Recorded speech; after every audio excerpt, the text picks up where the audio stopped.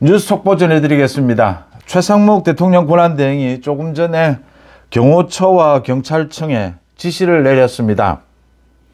윤 대통령에 대해서 체포영장을 집행할 때 어떠한 폭력적인 수단이나 방법을 사용해서는 안 된다.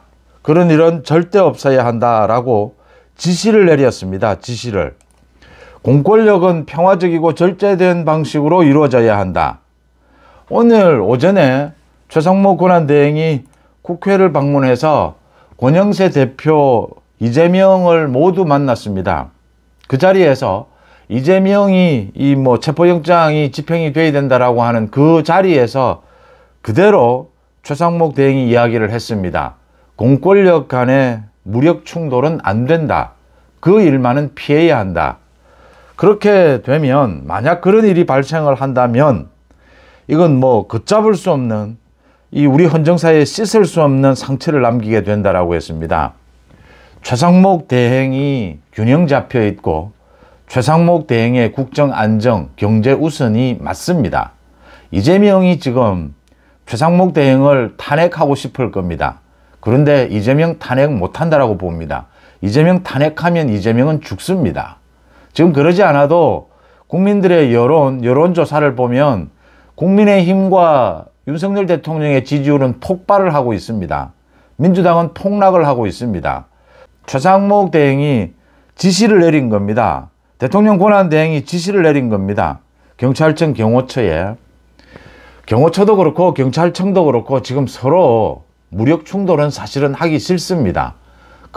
뒷감당을 누가 할 수가 있겠습니까? 아마 이 최상목 대행의 이 지시가 상당히 먹혀들 것이다. 또 실제로 대통령 권한대행입니다. 또 필요하면 체포영장 집행 관련해서 이 대통령 관저 주변으로 어떤 조치를 취할 수도 있습니다. 실제적인 조치를 취할 수도 있다라고 하는 것입니다. 최상목 대행이 맞고요. 제가 오래전부터 최상목 대행이 이 권한대행을 잘하고 있다. 또 이 조치가 필요하다라고 말씀을 드렸는데 최상목 대행이 오늘 양쪽의 이 대표를 만나고 난 다음에 이런 결단을 내린 것은 훌륭하다라고 봅니다. 또 지금 현실적으로 윤 대통령에 대해서 체포영장 이걸 대체하고 이걸 막고 공수처가 수사권이 있느냐 없느냐 이런 부분을 정리하기 위해서는 특검법이 민주당은 내란 특검법이라고 하고 국민의힘은 계엄 특검법이라고 합니다. 이 특검을 하지 않는 것이 가장 좋은데 지금 현실적으로 공수처 경찰이 검찰은 기소를 맡고 이 비상계엄에 대해서 수사를 하고 있습니다. 저게 특검을 하지 않고 여러 가지 논란이 있는데 윤 대통령에 대한 이 수사를 할 수 있을 것이냐. 윤 대통령 측에서는 이 헌법재판소의 심리가 끝날 때까지는 수사는 중단하라라고 요구하고 있는데 그럴 수 있을 것이냐. 특검이 이게 여야가 합의가 된다면 이게 가장 현명한 방법 아니겠느냐. 문제는 민주당이 오늘 이 특검법을 또 만들겠다라고 하면서 법사위에 통과를 시켰습니다. 근데 이건 또 위헌입니다. 이 특검의 범위가 한도 없이 넓습니다. 내란, 외환, 제3자 특검 추천한다라고 그것만 바꾸었지 이건 끝도 한도 없는 이런 식의 특검은 이건 위헌입니다. 그래서 여당 쪽에서 따로 특검 법안을 만들겠다.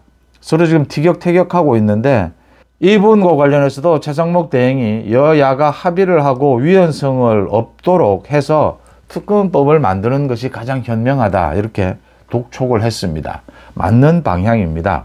국민의힘, 민주당이 협상을 할 수밖에 없습니다. 이거 특검법 자체를 지금 반대하는 목소리도 높은데 특검이 가장 현실적이지 않느냐. 민주당도 양보하지 않을 수 없을 것이다. 국민들의 따가운 질책입니다. 국민의힘도 마찬가지입니다.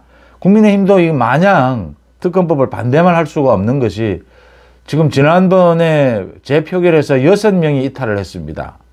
만약에 8명이 이탈하는 부분을 걱정하지 않을 수가 없고 국민의힘이 일단 국민의힘의 특검법안을 내놓아야 막을 수가 있다.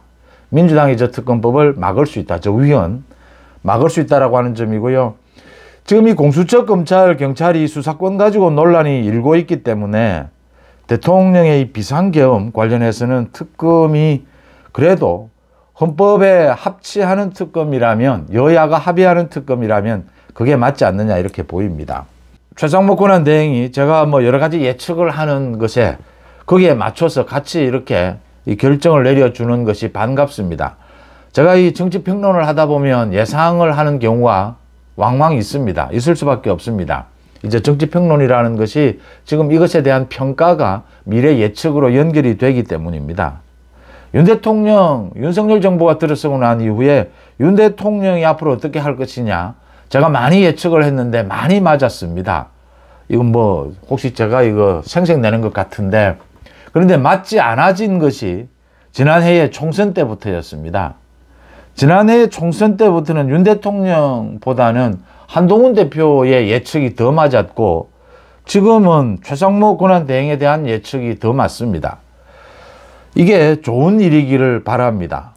합리적이고 국민들의 상식에 맞는 그런 정치여서 이런 예측이 맞는 것이다, 이렇게 해석을 하고 싶습니다. 어쨌든 최상목 권한대행이 필요한 조치들을 잘 취해가고 있어서 이재명은 꼼짝하지 못한다라고 하는 점입니다.